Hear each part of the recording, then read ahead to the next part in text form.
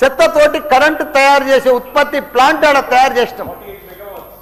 దాన్ని అది కాకుండా 144 కోట్లతోటి క్యాపింగ్ పెట్టిన మొత్తం మట్టి పోసి గడ్డి పెట్టి అది గుట్ట లెక్క తయారు చేసినాం.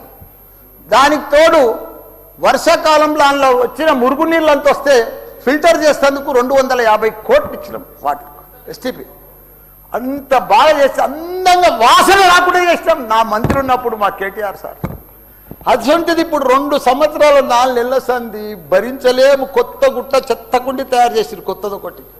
అది రోగాన బారి పడుతున్నారు. వాటర్ల పొల్యూషను, గాలిల పొల్యూషను, భూమిల పొల్యూషను, మురికి నీరు ఉండలేక 2 లక్షలన్నర ప్రజలు ఉంటున్నాడు. దయచేసి అన్న శ్రీధర్ అన్న, నువ్వంటే నాకు చాలా అభిమానం. నన్ను పగబట్టకన్నా, ఎందుకంటే నా నియోజకవర్గం బంగారమ సుట్టి దేశంలోనే నంబర్ 1 సుట్టి మేడ్చల్ నియోజకవర్గం.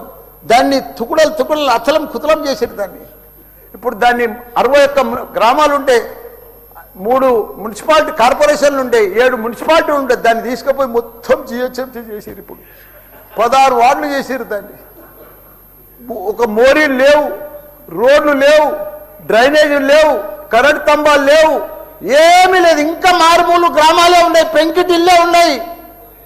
దాన్ని తీసుకుపోయి జిహెచ్ఎంసీలో కలిపారు. హైదరాబాద్ మస్తు డెవలప్ అయింది. కానీ ఆ జిహెచ్ఎంసీలో దాంట్లో కలిపినప్పుడు దయచేసి స్పెషల్ కేటగిరీ కింద జిహెచ్ఎంసీ చెత్తంతా ఆడికే వస్తుంది. దాన్ని ఒకటి క్లీన్ చేసి మీకు దండం పెడతా. ఎందుకంటే అక్కడ నేను ఉండలేకపోతున్నా. నేను ఎందుకు వస్తున్నా, ఎందుకు గెలిచినరా ఇక్కడి నుంచి అని భరించలేకపోతున్నా. నేను శ్రీధర్ అన్న నీకు దండం పెడుతున్నా. అదొక్కటి నాకు స్పెషల్ ఫండ్ ఇచ్చి 500 కాదు 1000 కోట్లైనా సరిపోవు. నువ్వు దీనికి బడ్జెట్లో ఇక్కడ జిహెచ్ఎంసీకి ఇచ్చిందంతా కూడా దానికి ఇవ్వాలి. ఎందుకంటే ఈ చెత్త అంతా అక్కడనే వస్తుంది. అక్కడ కూడా ప్రజలన్నా, పేద ప్రజలన్నా, డెవలప్ లేదన్నా, మోరీలు లేవన్నా, రోడ్లు లేవన్నా, లైట్లు లేవన్నా, చచ్చిపోతున్నారన్నా, రోజు ఒకరు చచ్చిపోతున్నారన్నా, హాస్పిటల్ బారిన పడుతున్నారన్నా ప్రజలంతా. నేను చూడలేకపోతున్నా, నేను భరించలేకపోతున్నా. నీకు దండం పెడతా. ఇదొక్కటి నాకు స్పెషల్. ఒక్కసారి మీరు ఇన్స్పెక్షన్ చేసి అక్కడ రావాలని కూడా కోరుతున్నా. మీరు ఈ నడుమ ఇనాగ్రేషన్ కూడా వస్తలేరన్నా. ఆ మహేందర్ రెడ్డిని పంపిస్తురన్నా. మీరు కావాలనే వస్తురన్నా, కుట్ర పంతురన్నా, నా మీద కుట్ర పంతురన్నా. ప్లీజ్ దయచేసి అదొకటి మీరు రావాలి. కృష్ణారావు గారు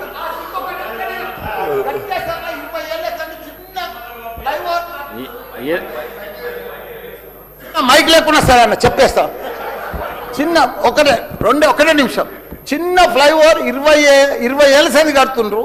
నేను డబ్బులు లేకపోతే కూడా నేను 2 కోట్లు బదులు ఇప్పించి ఆయన 90% కంప్లీట్ చేసిన.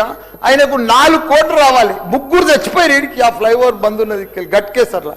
దయచేసి ఆ 4 కోట్లు రిలీజ్ చేపి అన్న. నీకు దండం పెడతా ఆ గట్కేసర్లా. ప్లీజ్ అన్న, నీకు లెటర్ కూడా ఇచ్చినా. నీకు మొత్తం ఐడియా ఉంది దానికోసం. థ్యాంక్ యూ అన్న, థ్యాంక్ యూ.